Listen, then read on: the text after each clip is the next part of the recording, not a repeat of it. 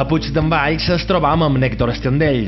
Allà ens obri les portes de la seva casa per mostrar-nos el seu prolífic treball i sobretot la seva última creació, Els crims del dia de Tots Sants. Hola, bon dia. Som Nèctor Estendell. Esteu convidats a passar. Bé, jo vaig començar a fer cosetes audiovisuals a l'any 97 i fins ara hem fet el que són 11 curts i un llargmetratge que està pendent d'estrena, que serà el 2017, que és Els crims del dia de Tots Sants. I bé, com dic, vam començar d'una forma molt precària, fent una espècie de paròdia de Star Wars, que es diu La guerra de les patates, que va ser una fricada bastant grossa. Després de la guerra de les patates hi va haver un professor que jo vaig tenir a l'institut, que ens ha deixat enguany, que és en Juan Arboés, que em va animar a continuar fent coses, a rodar, a escriure, i ell mateix va ser protagonista de dos curtmetratges que vam fer a principis de la dècada del 2000, que són Les mujeres de Àlex i La pòcima del Dr. Chang, que són dos comèdies amb un humor una mica, diríem, escatològic. En aquella època ens donava per això. ¿Me interesa saber con quién me caso? No me interesa. ¿Por qué me va a interesar saber con quién te casas? Es más, me la suda con quién te casas.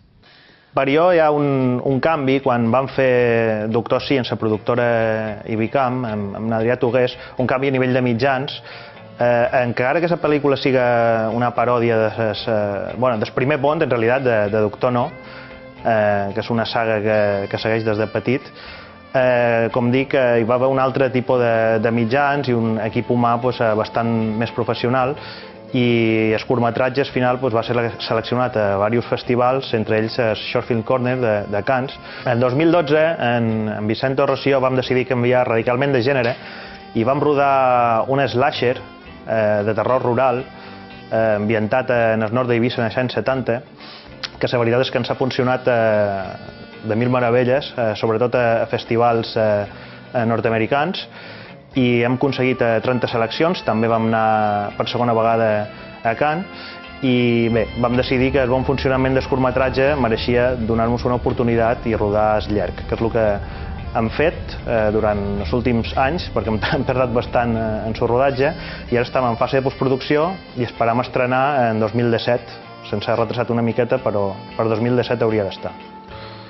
Bé, la meva màxima referència en guió és el millor guionista que ha donat la història de cine, que és en Woody Allen, que és un escritor descomunal.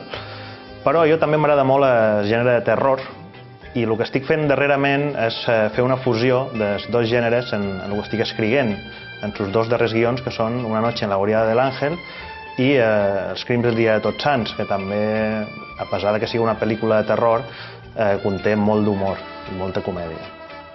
En quant al procés creatiu, no necessit cap tipus d'inspiració o tenir un dia especial per escriure. Si, per posar un exemple, m'encarreguessin que tinc que escriure en un temps X un guió, el puc escriure. Serà més o menys afortunat, però en aquest sentit no tinc cap problema, puc escriure. Bé, la meva passió pel cine va començar a meitat dels anys 80, quan jo tenia 7 o 8 anys, en la saga de Bond. Vaig anar al videoclub, vaig començar a llogar una darrere l'altra i quan acabava tornava a començar. I així, de forma compulsiva, fins que Soma del videoclub em va dir que el millor que podia fer era vendre'm la col·lecció. Me la va vendre a un preu simbòlic per aquella època i bé, encara la tenc en VHS.